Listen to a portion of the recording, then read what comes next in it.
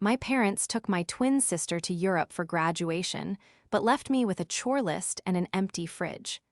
But while they were gone, I reconnected with the aunt they hated. When they returned and found the $120,000 check, their greed destroyed them. Before we begin today's story, we have an urgent announcement.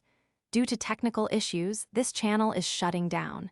But don't worry, the stories continue. Please subscribe to our new channel, Daily Drip Stories.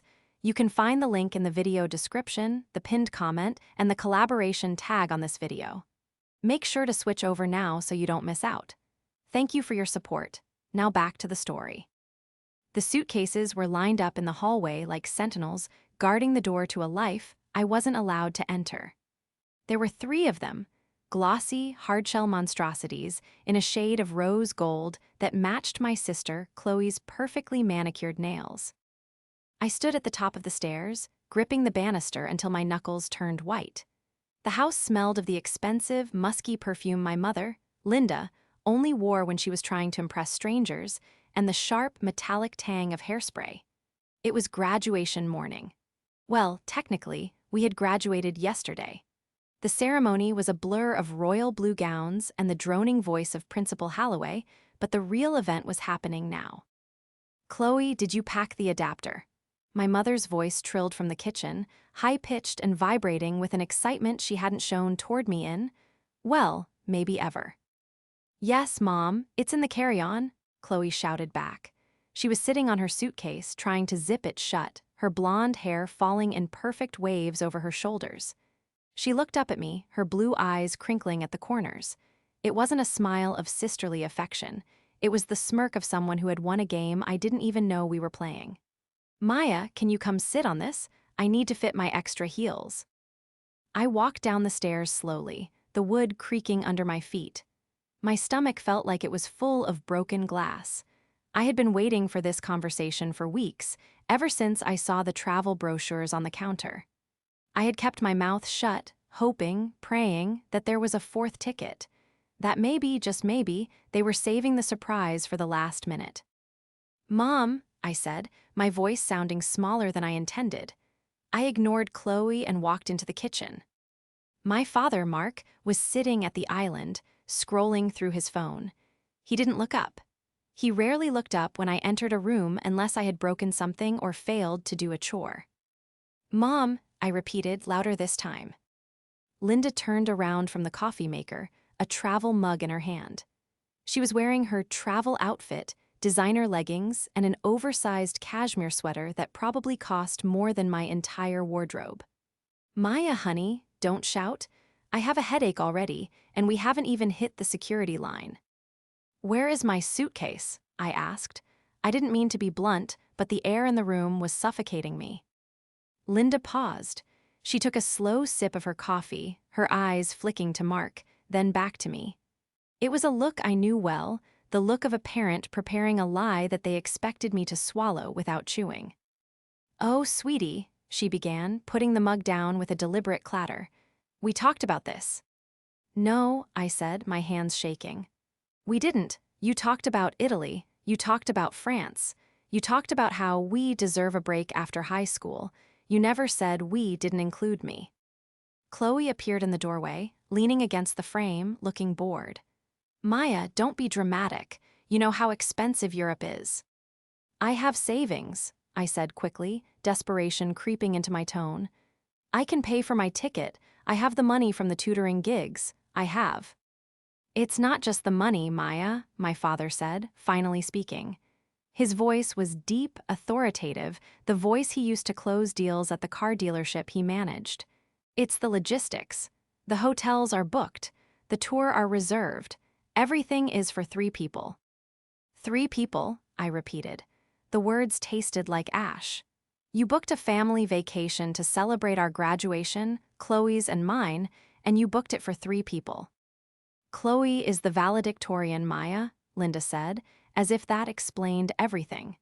As if a GPA difference of 0.2 justified erasing me from the family. "This is a special treat for her accomplishment. We have to prioritize." "I have a 3.9 GPA, Mom," I yelled, the tears finally stinging my eyes. I got into the same state college she did. I actually got into better ones, but you said we couldn't afford out-of-state tuition. Lower your voice, my father snapped, standing up. He loomed over me, his face tightening. This is exactly why we didn't invite you. You're always so volatile. Chloe has worked hard. She's been captain of the cheer squad, she's led the student council. She represents this family out in the world. Well, you prefer your room and your computer. I was coding, I whispered. I was building things. Video games, Linda scoffed, waving her hand dismissively. Toys, Chloe is building a network. This trip is an investment in her future. She's going to meet people. You would just be tagging along. The silence that followed was deafening. I looked at them, my mother checking her reflection in the microwave door, my father checking his watch, and my twin sister checking her Instagram feed. They were a unit, a perfect photogenic triangle, and I was just the stray line that didn't connect anywhere. So I'm staying here, I asked, the fight draining out of me, replaced by a cold, heavy numbness. Alone. Don't be silly, Linda said, brightening up now that the awkward part was over. You're not alone. You have the house. It'll be a nice staycation for you. Plenty of quiet time to work on your computer things. She reached into her purse and pulled out a folded piece of paper. And, since you'll be here, I made a little list, just to keep things running while we're gone. She handed it to me. I didn't look at it yet. I just stared at her. We leave in an hour, Mark said, clapping his hands together. Chloe, get your bag. Linda, passport check. I stood there in the middle of the kitchen, clutching the piece of paper, watching them swirl around me like I was a piece of furniture. They were leaving. They were actually leaving me behind. The betrayal wasn't just that they were going. It was that they had planned this for months, booked the tickets, reserved the rooms, and discussed the itinerary, all while looking me in the eye every single day and saying absolutely nothing. It was worse than the diagnosis of being unloved. It was the surgical precision of the excision. The Uber black driver arrived at 9:00 a.m. sharp. He was a burly man who looked confused as he loaded 3 bags into the trunk, but saw 4 people standing on the driveway. Just 3, he asked, looking at me. I was wearing my pajamas, shivering slightly in the cool morning air, my arms wrapped around myself. Just 3, Chloe chirped, sliding into the back seat without a backward glance. Bye, Maya, don't throw a party. My mother stopped before getting into the car. She adjusted her sunglasses and looked me up and down with a critical eye. There's lasagna in the freezer. Don't order takeout, it's wasteful. And Maya. Yes, I said, my voice hollow. The list, she said, tapping the air with her finger. The gardener is charging too much, so I canceled him.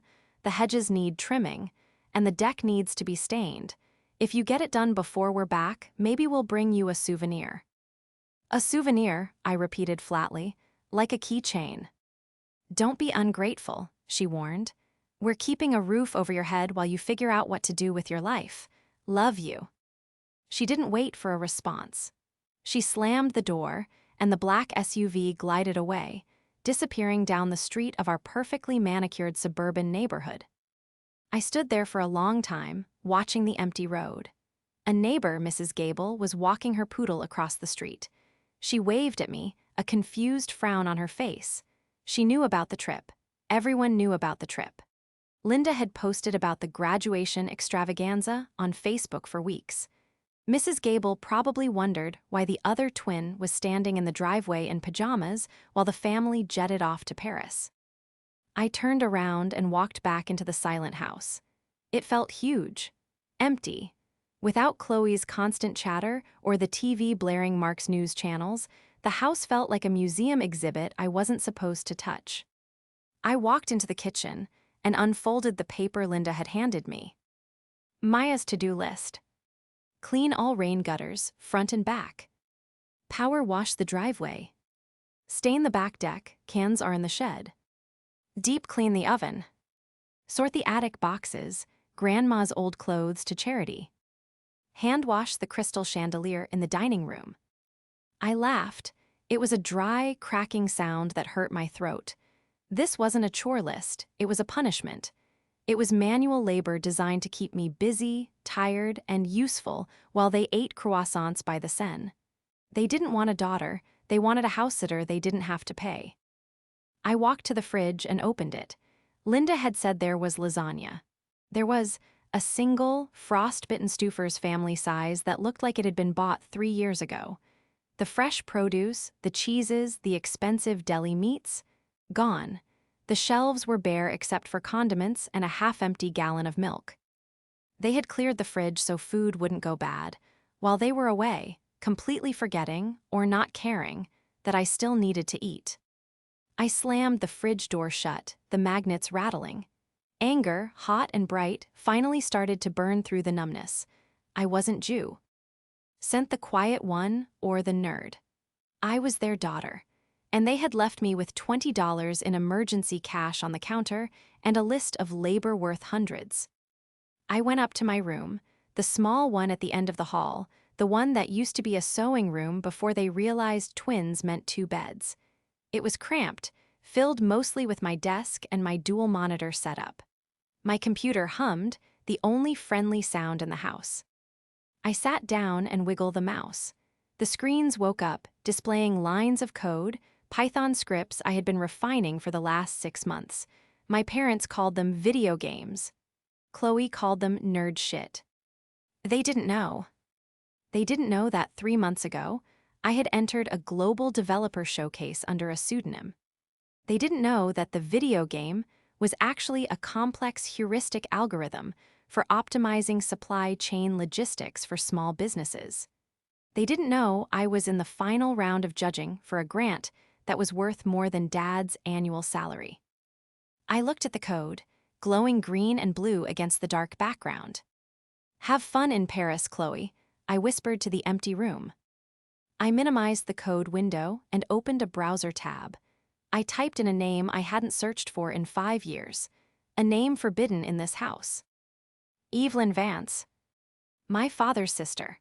The woman who had been erased from family albums because she told my father he was a spineless climber, and my mother she was a gold-digging vapor. They thought I was helpless without them. They thought I would spend the next 2 weeks scraping moss off the roof and crying into frozen lasagna. But they had forgotten one crucial thing: neglecting me meant they weren't watching me. And for the first time in my life, I was unsupervised. To understand why my parents left me, you have to understand the ecosystem of our house. It wasn't a home, it was a stage, and Linda was the director. From the moment we were born, the roles were assigned. Chloe cried louder, smiled brighter, and demanded attention. I was quiet, observant, content to stare at the ceiling fan. Linda interpreted this as Chloe being spirited and me being slow. By elementary school, it was codified. Chloe was the star. I was the backstage crew. When Chloe struggled with math in the 4th grade, I was told to help your sister, which eventually turned into do your sister's homework so she doesn't get stressed before her dance recital. I did it. I did it because I wanted them to look at me with the same beaming pride they directed at her. I thought if I made Chloe shine, some of the light would reflect onto me. It never did. I remember one specific night in junior year. I had won the regional coding hackathon. It was a huge deal. I was the only girl in the top 10, and I took first place. I came home with a trophy and a $500 check. I walked into the kitchen, trophy in hand, bursting to tell them.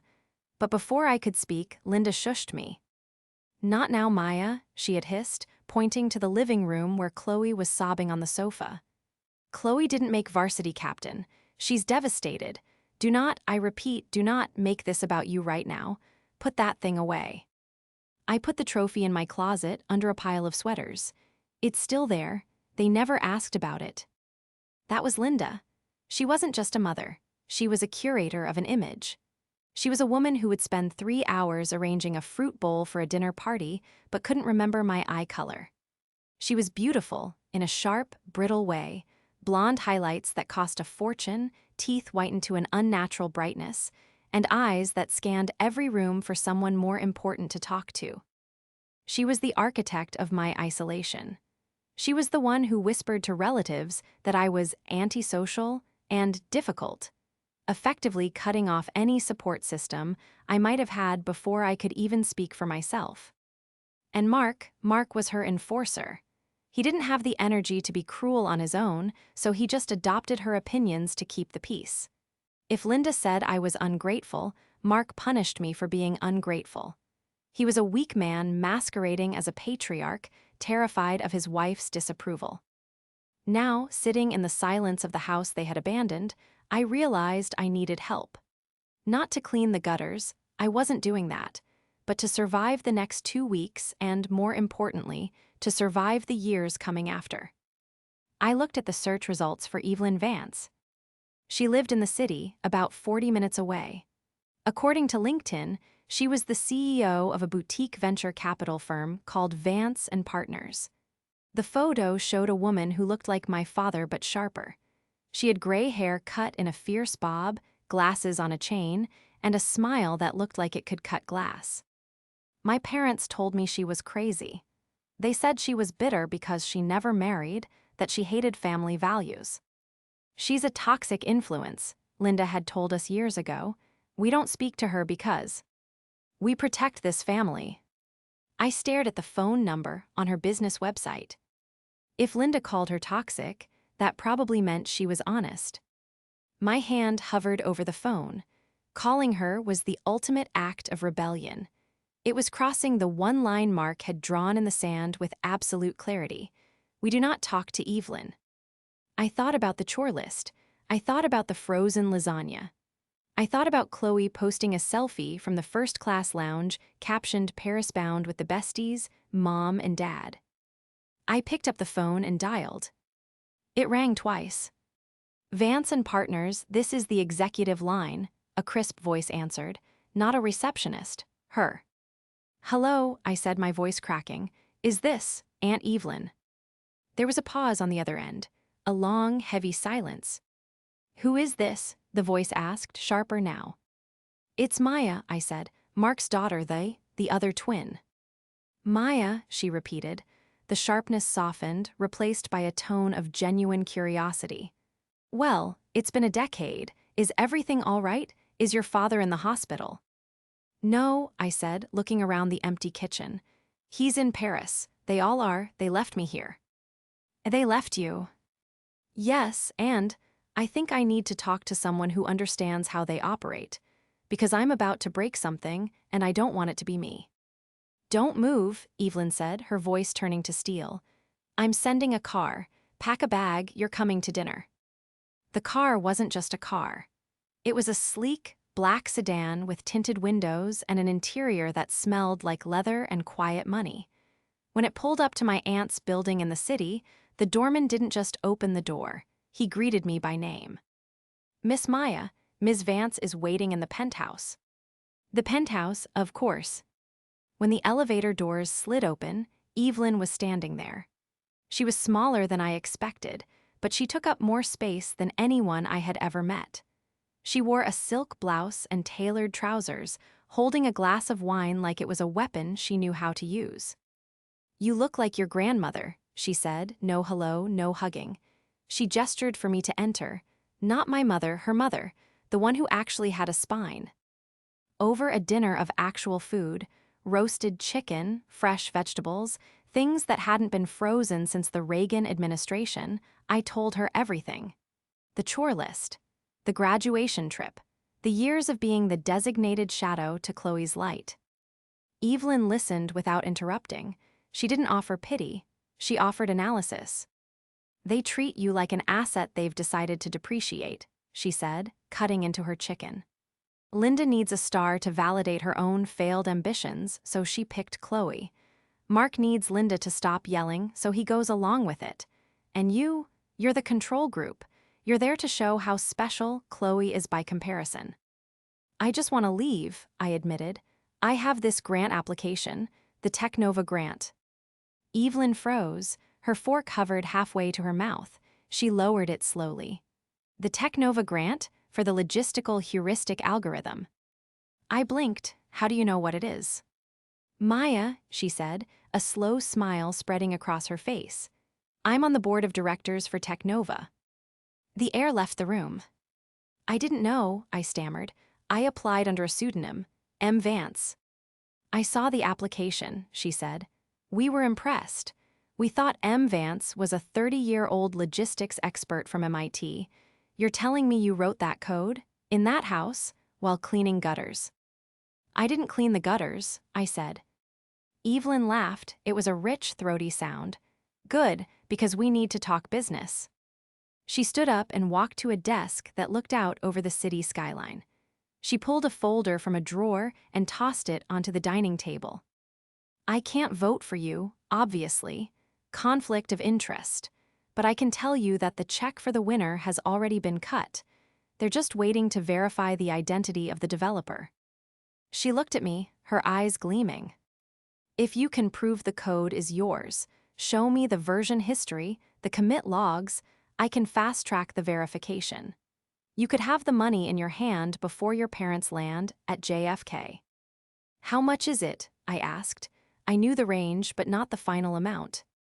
The grant is for $100,000, she said, but because I like your style and because I loathe your father. I'm going to add a personal angel investment of $20,000 to your startup. Consider it a signing bonus. $120,000. It was enough to pay for college. It was enough to move out. It was enough to never ask Linda for a ride or Mark for $1 ever again. But there's a catch, Evelyn said, her expression hardening. You can't just take the money and run, you have to be smart. Linda and Mark, they have access to your accounts, don't they? Yes, I said. They set up a custodial student account for me when I started working. They monitor it. If that money hits that account, Linda will drain it before the ink is dry. She'll claim it's family money or that you're a minor and can't be trusted with it. We need a new account, a trust, and we need a lawyer. She picked up her phone. I know just the shark. He eats parents like yours for breakfast. The next 10 days were a blur, but not the kind my parents were having in Paris.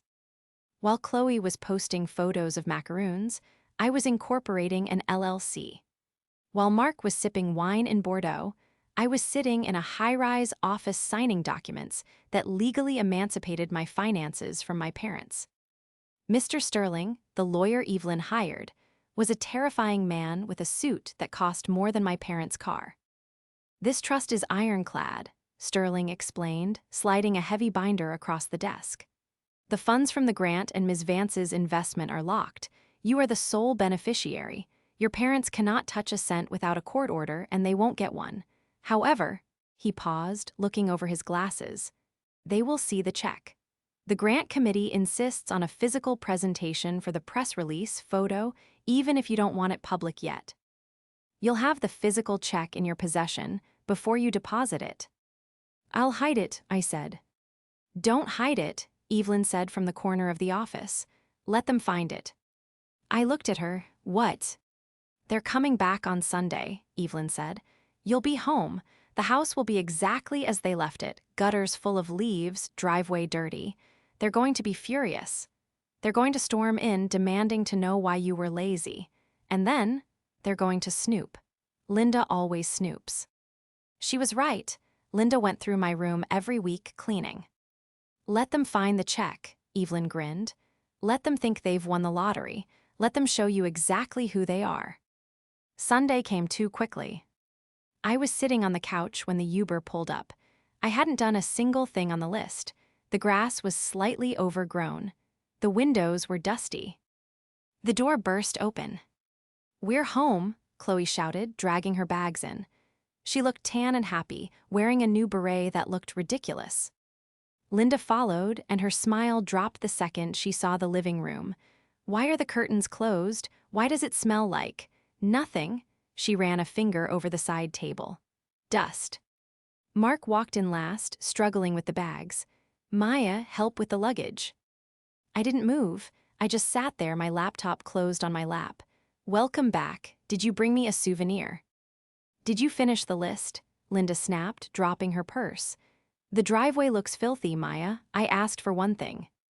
You asked for 3 weeks of manual labor, I corrected. I didn't do it. The silence was absolute. Linda's face turned a dangerous shade of red. You didn't do it? Mark asked, stepping forward. We feed you, we house you, we take your sister on a trip she earned, and you can't even. I was busy, I said calmly. Busy doing what? Chloe scoffed. Playing your little computer games. Linda stormed past me. I'm going to check your room. If it's a pigsty, you're grounded until you're 30. She marched up the stairs. Mark glared at me. You are in serious trouble, young lady. You have an attitude problem that. Mark. Linda's scream from upstairs wasn't angry. It was strangled. It was the sound of someone who had just seen a ghost. Mark, get up here now. Mark dropped the bags and ran. Chloe followed. I stood up slowly, smoothed my shirt, and walked up the stairs after them. They were in my room. Linda was standing by my desk. She was holding the check. The oversized, novelty check from Technova that I had propped up against the wall, and the real, bank-certified check stapled to the award letter sitting on the desk. $120,000, Linda whispered. Her hands were shaking. She looked at the paper, then at me, then back at the paper. Pay to the order of Maya Stevens. Mark snatched it from her. His eyes bulged. $120,000. Is this real? It's real, I said, leaning against the doorframe. Where did you get this? Linda demanded, her voice trembling. But it wasn't anger anymore. It was greed, pure, unadulterated greed. Did you steal this? Is this illegal? It's a grant, I said, for my software. Software? Chloe laughed nervously. You mean the game? It's not a game, Mark muttered, reading the letter attached. For excellence in logistical algorithms, Technova Foundation. My God, Linda, this is a fortune. Linda's face transformed. The anger vanished, replaced by a terrifyingly sweet smile. She took a step toward me. Oh, Maya, she breathed. Oh, honey, I knew it. I knew you were working on something special. That's why we left you alone, isn't it? To give you space, to let you focus. I watched her, fascinated. She was rewriting history in real time. This Chang. Ease everything, Mark said, pacing the small room. We can pay off the mortgage. We can get that new car. Chloe, this covers your tuition and the sorority dues. Wait, I said, wait. Linda looked at me, confused. Well, yes, sweetie, you're 18, but you're still under our roof. And this is a lot of money. You can't handle this alone. We'll put it in the family account. We'll manage it for you. We'll make sure it's spent. Wisely. Yeah, Chloe added, looking at the check with hungry eyes. I mean, half of that is basically mine, right? Since we're twins, it's like genetic property. It's not genetic property, Chloe, I said. It's intellectual property. It's family money, Mark stated, his voice dropping into that authoritative dealership tone again. Hand over the check, Maya. We'll deposit it tomorrow. No, I said. Linda froze. Excuse me. I said no. That check isn't going into the family account. It's already deposited via mobile app into a trust you can't touch. Mark stepped forward, his hand raised. You live in my house, you follow my rules. Give me that check. You don't want that check, I said, my voice steady, though my heart was hammering against my ribs. Because if you look at the signature on the bottom, you might recognize the name. Mark looked down at the check in his hand. He squinted at the signature line on the award letter. Approved by board director, E. Vance. Vance, Mark whispered, the color drained from his face. Evelyn. Evelyn gave you this, Linda shrieked. It was a sound like tearing metal. She snatched the paper back from Mark. You've been talking to her, that witch. She's not a witch, I said. She's a venture capitalist, and she's the one who invested in me, unlike you. She's trying to buy you, Linda yelled, advancing on me. She's doing this to spite us. She knows we need money for Chloe's school, and she gives it to you. It's a manipulation, Maya. She's using you. She didn't use me, I shot back. She fed me. She listened to me, which is more than you did. You left me here with $20 and a list of chores to clean your house while you took Chloe to Paris. We did that for your own good, Mark roared. To teach you responsibility, and this is how you repay us. By running to my estranged sister and taking her dirty money. It's not dirty money, Dad. It's a tech grant. It's legitimate income. And Mr. Sterling says it's entirely mine. Sterling, Mark paled, you have a lawyer. Evelyn hired him. He's very good. He says if you try to touch the funds, or if you try to kick me out before I find an apartment, he'll sue you for unlawful eviction and potential financial abuse of a dependent. Linda looked at Mark, panic flickering in her eyes. Mark, do something. She can't keep that money. Chloe needs it. We promised Chloe the tuition was covered. You promised Chloe the tuition? I asked, looking at my sister. I thought you said you had savings for both of us. Chloe looked down, picking at her nails. Well, the trip was expensive, okay? And the car, and the clothes. You spent my college fund on a trip to Paris. I realized it then, the horrifying truth. There never was a fund for me, was there? You're smart, Linda cried, throwing her hands up. You can get scholarships. Chloe needs help. She needs the support. Why are you so selfish? Selfish, I laughed. It was a dark, bitter sound. I'm selfish. You stole my future to buy her a vacation, and now you want to steal my success to pay for her life. It's not stealing, Mark argued, sweating now. It's pooling resources. We are a family, families share. Families don't leave one kid behind to scrub the deck, I said. That's it, Linda hissed. Her face was cold hard. If you want to be an adult, Maya, fine, you keep your money, but you are done here. Get out. Pack your bags and get out of my house. I don't want to see you. Go live with your precious aunt. I can't, I said. Legally, I have residency. If you kick me out without 30 days' notice, Mr. Sterling files the lawsuit. And he mentioned something else. Something about an audit. Mark froze. Audit. Apparently, when you set up my custodial account for my work checks, you might have borrowed some of the principal over the years. Evelyn noticed some withdrawals, unauthorized ones. Mark's knees actually buckled. He grabbed the desk chair to steady himself. You check the history, he croaked. Evelyn's forensic accountant did, I lied. Well, mostly lied. Evelyn had suspected it, but we hadn't proven it yet. But Mark's reaction was all the proof I needed. How much? I asked. How much did you take from my part-time job money? It was for bills, Linda yelled, stepping in front of Mark. We kept the lights on, we fed you. You took $3,000 last year, I said, guessing based on what was missing from my mental math. And you spent it. On Chloe's cheer camp. Chloe looked up. Wait, that came from Maya's money. Shut up, Chloe, Mark snapped. The dynamic in the room shifted. They weren't the parents anymore. They were cornered animals, and I was the one holding the keys to the cage. Here is what is going to happen, I said, my voice shaking but my resolve hardening into diamond. I'm moving out. I found an apartment near the city. I'm leaving in 3 days. Until then, you will leave me alone. You will not touch my things. You will not ask me for a cent. And if we don't, Linda sneered, you think you can dictate terms in my house. If you don't, I said, pulling my phone out of my pocket, I press send on this email to Mr. Sterling, authorizing him to file a police report for theft regarding the custodial account. And I think the dealership wouldn't like to know their manager is under investigation for financial fraud. Mark looked at Linda. Let her go. Mark. Let her go, Linda. She's got us.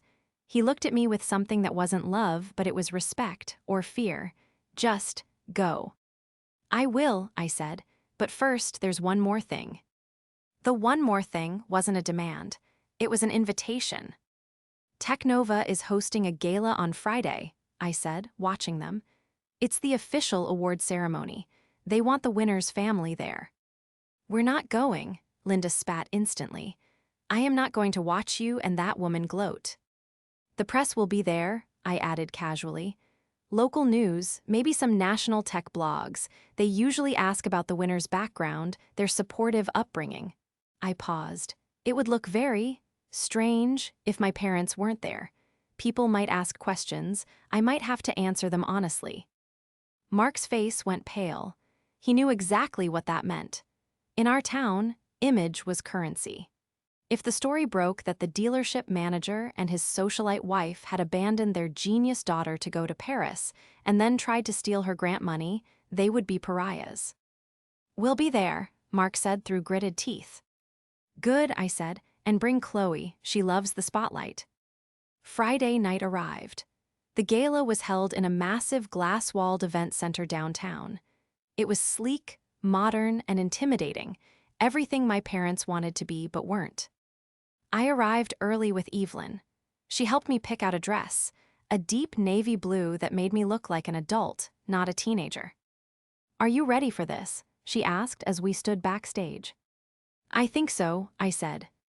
"Remember," she whispered, "you don't have to say anything cruel, you just have to tell the truth. The truth is the only weapon you need." My parents and Chloe arrived 20 minutes late, making an entrance. Linda was wearing a sequined gown that was too loud for a tech event, and Mark looked uncomfortable in his tuxedo. Chloe looked beautiful, but her eyes were darting around, assessing the competition. When they saw me, they put on their masks. Linda rushed over, arms wide, a photographer trailing nearby. "Maya, darling," she exclaimed, pulling me into a stiff hug. "We are so proud. I was just telling everyone how hard you worked in your room." "Smile," she hissed in my ear. "Don't embarrass us." I smiled, but not for her. The ceremony began. The CEO of Technova gave a speech about the future of logistics. Then, he called my name. And now, the recipient of the Future Innovator Grant for her groundbreaking work in heuristic algorithms, Maya Stevens.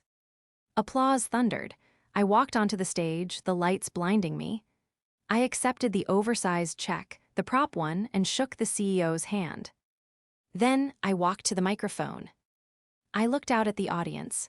In the front row, I saw my parents. Linda was beaming, dabbing at fake tears. Mark was puffing out his chest. Chloe was clapping politely. And next to them, sitting a few seats away, was Evelyn. She gave me a small nod. "Thank you," I said, my voice amplified through the hall. "This grant means everything to me. It represents freedom. It represents a future I didn't think I could have." I took a breath. People always ask where the drive comes from. They ask about my support system. Linda nodded vigorously, practically preening for the cameras. "I want to thank the person who made this possible," I continued. "The person who saw potential in me when everyone else saw a background character. The person who funded my work, fed me when I was hungry, and gave me a home when I was left behind." Linda stood up slightly, ready to wave. "Thank you," I said, looking directly at her, then shifting my gaze past her. "To my aunt, Evelyn Vance." The room went silent. Linda froze, half standing. The spotlight swung from me to the audience, searching. It landed on Evelyn, who stood up gracefully and waved. "And," I continued, "I want to thank my parents." Linda sat back down, relief washing over her face. Here it comes, she thought, the redemption. "I want to thank them for leaving me alone," I said clearly. "For going to Paris and leaving me in an empty house with no food and a list of chores. Because if you hadn't abandoned me, I never would have called Evelyn. I never would have realized that I am worth more than the silence you assigned me. Your absence was the greatest gift you ever gave me." The silence in the room was absolute. It was heavy, suffocating. You could hear a pin drop. Then a murmur started. Heads turned. People were looking at Mark and Linda, not with admiration but with shock, disgust. Linda's face crumbled. The mask fell. She looked naked, exposed in the harsh light of the truth. Mark stared at his shoes. Chloe looked at me, her mouth open, realizing for the first time that the spotlight wasn't always warm, sometimes it burned. I looked at them one last time. "Thank you for teaching me that I can survive on my own," I said. "And thank you for showing me exactly what kind of person I never want to be." I walked off the stage. The fallout was immediate and catastrophic. The video of my speech didn't just stay in the room, it went viral locally. Tech prodigy thanks parents for abandoning her. Mark's boss at the dealership saw it. He didn't fire Mark, that would be illegal, but he moved him to the back office, away from customers. Bad for the brand, he reportedly said. Mark's ego never recovered. The social circle Linda had spent 20 years cultivating evaporated overnight. The country club moms didn't want to be associated with the woman who starved her genius daughter. The invitations stopped coming. The phone stopped ringing. Surprisingly, Chloe was the one who changed. A week after I moved into my new apartment, a loft near the university with big windows and a high-speed fiber connection, there was a knock on the door. It was Chloe. She was alone, no makeup, wearing a hoodie.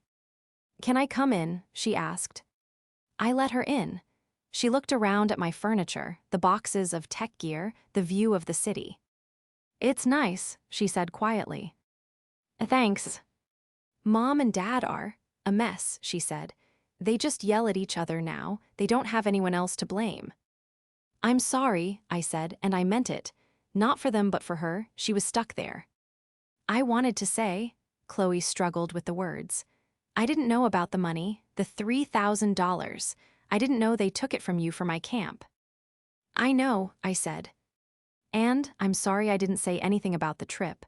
I should have stayed, or at least, I don't know, I was selfish." "Yes," I said, "you were." She nodded, tears welling up. "I'm going to community college," she said. "We can't afford state anymore. Dad's bonus is gone, and I think I need to figure out who I am without them telling me." I looked at my twin. For the first time, she didn't look like the golden child. She just looked like a girl. A girl who was realizing she had been a puppet in a play that had just been canceled. "Coffee?" I asked. She smiled, a weak, genuine smile. "Yeah, coffee would be good." I still see Evelyn every Sunday. We have dinner, we talk business, and she critiques my code. She's tough, demanding, and exactly the mentor I needed. My parents, we don't talk. I send them a card for Christmas. No check, just a card. I'm building my own life now.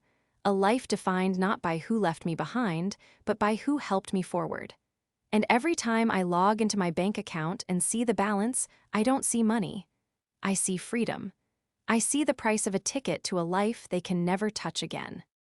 I didn't just survive their neglect. I compiled it, debugged it, and turned it into my greatest feature.